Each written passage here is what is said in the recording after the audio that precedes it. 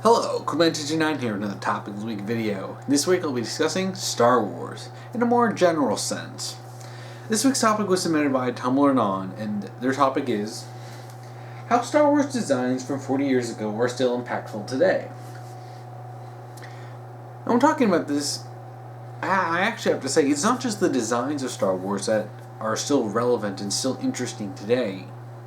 It's almost everything about it. From the original trilogy all the way through even the prequel trilogy, Star Wars defies time. It's rather interesting. If you look at, everything about Star Wars is iconic. The lightsabers, Darth Vader's suit, TIE fighters, X-Wings, even some lesser known ones like the Y-Wings. The AT-ATs or the AT-ATs, the Death Star. So much about Star Wars is iconic. But really, why is that? One thing that I've noticed, and I've talked about this with friends like Android89 in the past. Star Wars does not conform to any time period. It very much removes. It's a very conscious choice from a creative aspect to say that it removes itself from the current time.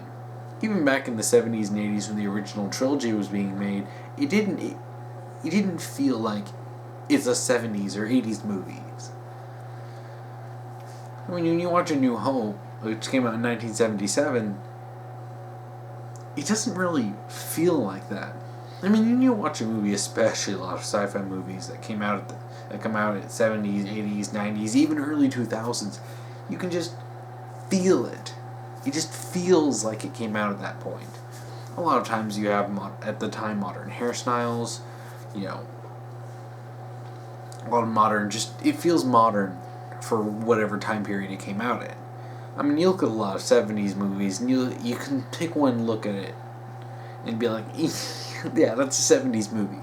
You look at Star Wars and you look at even A New Hope, the oldest Star Wars movie, the very first one, and go, I can't say it's a 70s movie, mainly because it doesn't particularly feel like it.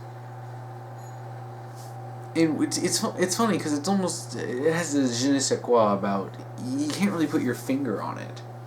And I do think that a lot of that has to do with the fact that Star Wars never confined the original trilogy and the prequels, and even stuff like Star Wars: The Clone Wars, and I would even say Rebels to a degree, never really confined itself to our world. And that's really what sets Star Wars apart from a lot of series. And I think that's one of the reasons why it's still relevant today. You can I can sit down and watch episodes 4, 5, and 6, or 1, 2, and 3, and I don't feel like, sure, yeah, special effects are outdated, but I don't really feel like it's outdated now. Even the old movies, the original trilogy, they don't feel outdated, completely. If you watch something like a Bruce Lee movie, a lot of times, when you watch movies like that, you can just tell when it was made. And Star Wars, it removes itself completely from styles and clothing, hairstyles, vehicles, politics, culture.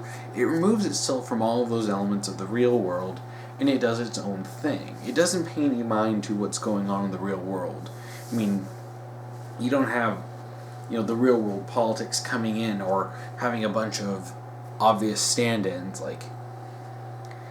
obviously, you do have inspiration from the real world, especially when it involves the Nazis and the Empire, but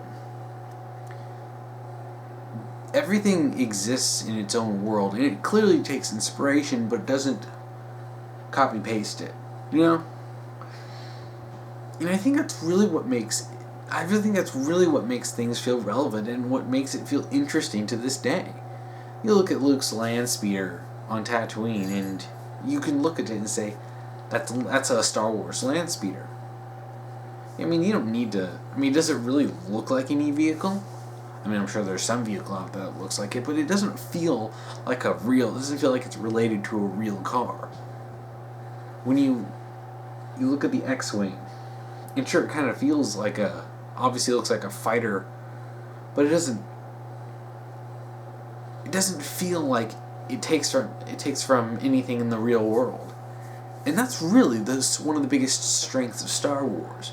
You look at episodes 1 through 6, and you can say, this does not feel like it connects to the real world. It feels like a story that took place a long time ago in a galaxy far, far away. And that's obviously a creative choice. It didn't try to bring in, politics, Republican, Democrat, race politics. It didn't do that any time. It never made a big deal. It never focused on anything. I mean, it's not like when Lando came in, it's not like they were like, oh, well, look at this black guy. It's just Lando. And I do think that ignoring of the real world really helps set it apart. And I think this is actually something that a lot of writers and creators forget nowadays. Some of the best stories have nothing to do with the real world. And trying to force allegory to real and metaphors and stand-ins for real world stuff most of the time ends up being detrimental to the actual story. Unless it's like parody or something. But with Star Wars, you can just tell. It doesn't try. I mean, because can you imagine if it tried to put in a stand-in for 70s Jimmy Carter or something, and it had a character who looked just like Jimmy Carter or something? It would have been cringy as hell. But it didn't do that. It never did that with anything. And sure, you could probably pull some sort of real life, conflicts or stuff that things are based on, but it's not really. But it's not blatant, It's not in your face. It takes inspiration as any good story should. Like if I'm writing a story and I look at some battle in history and I'm like, that's interesting. I'm going to take that and use that as inspiration. Now, I wouldn't simply copy it. I wouldn't copy the politics that was going on. I wouldn't copy both sides and just paste it into the story. You use that as inspiration. I mean, understand why politics happen. And that's something that the original trilogy does. Maybe to a lesser degree than the prequel trilogies do. But it does establish that there are politics going on. Like when it's stated that, the Galactic Senate is dissolved and yada yada yada. Sure, you actually understand. You can get a picture for why the rebels are fighting, and like, oh crap, these guys controlled the government and they basically dissolved the government. So I mean, you actually get this context for what's going on, but it's not real world stuff. Sure, it takes inspiration, it takes after some stuff to give it that little bit of sense of depth and realism that makes it just tangible enough to where the audience can understand what's going on, but not pasting real world stuff into it that makes you think, this makes me think of that thing that happened in 1974 or something like that. And that's really what it is. It's actually really simple. It's obviously a creative decision from George Lucas and everyone else that Star Wars is its own thing. It's not, and I'm sure you can make political commentary and stuff, but it's not like blatant. I'm sure there's some sort of commentary or allegory you can find in Star Wars, but why? It's clearly not meant to be. It's meant to be a story. Meant to be a story about basically space samurai with magic swords, with magic laser swords, going up against an evil empire and stuff. And so much of the lore of Star Wars, I mean, from the movies, things get iffy once you get into the EU. Whether it's, old EU or new EU, things get messy. But when you look at Star Wars, it takes you to a place that is a long time ago in a galaxy far, far away.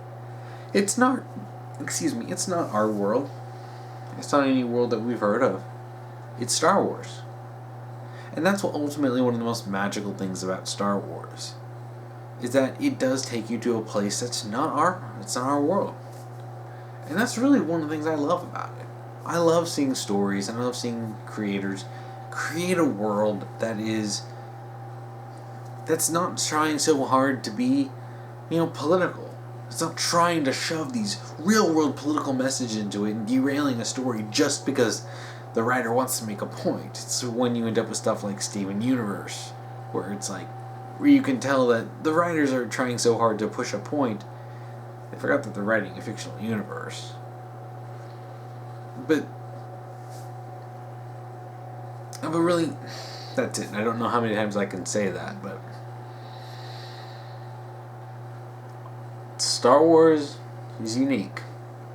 It's not unique in the fact that it doesn't completely base itself on real world stuff. There are plenty of things that do it that only maybe marginally have any kind of real commentary or anything connection to the real world.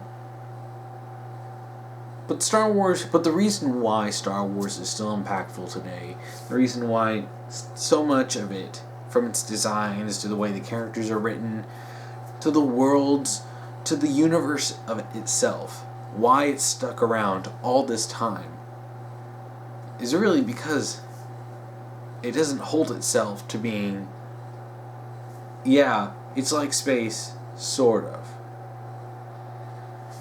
Because that's what you get with a lot of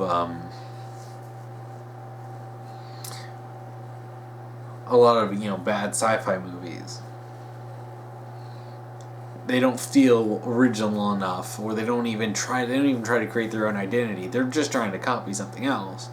And it removes you from the experience because you're thinking about something from the real world instead of thinking about, the universe in and of itself. Yeah, I think that's about it to talk about. I knew it was going to be a short topic, honestly. I wasn't expecting this to be very long. But, if you want to watch... in conclusion, though, really, I kind of already said this, but Star Wars is unique. Star Wars is impactful because it is its own thing. It separates itself from our world, and so much to the point where... But it connects in the right ways so that you understand what's going on. It's not a completely alien situation. And even then, it takes a lot of the most classic tropes. But you get sucked into the world. I can watch episodes 1 through 6 over and over and over and over again. I love the Star Wars movies. And I can watch them and enjoy them over and over again. Which really, it's kind of hard for me because I really don't watch a lot of movies like that. But Star Wars, it does that because it understands that it's a story that is unique from our world. Anyway, that's it for today. If you want to watch last week's topic video, you can check that out here. If you want to watch next week's topic video, you can check that out here when I get that done. If you want to submit a topic video, just make sure you follow the rules I'll have posted below on Tumblr and YouTube. And make sure that the topic is something fictional, and it can be in a meta sense or in a universe sense about the writing of something, or maybe from a more, writing level of the characters. If you're not certain about but if I'm familiar enough with the topic or not, just ask me. I'll tell you. I'll go into explicit detail of if I'm familiar with something or not. So really, don't feel shy about submitting something, even if you think I might not know. Because if I don't, the worst I'll say is, I don't really know anything about that. Also, if you want to submit a topic, just make sure that if you're on YouTube, you can simply comment below. If you're on Tumblr, just make sure you send me an ask and put topic, and then whatever you want me to talk about, and make sure to follow the rules. Anyway, thank you for watching and tune in next week.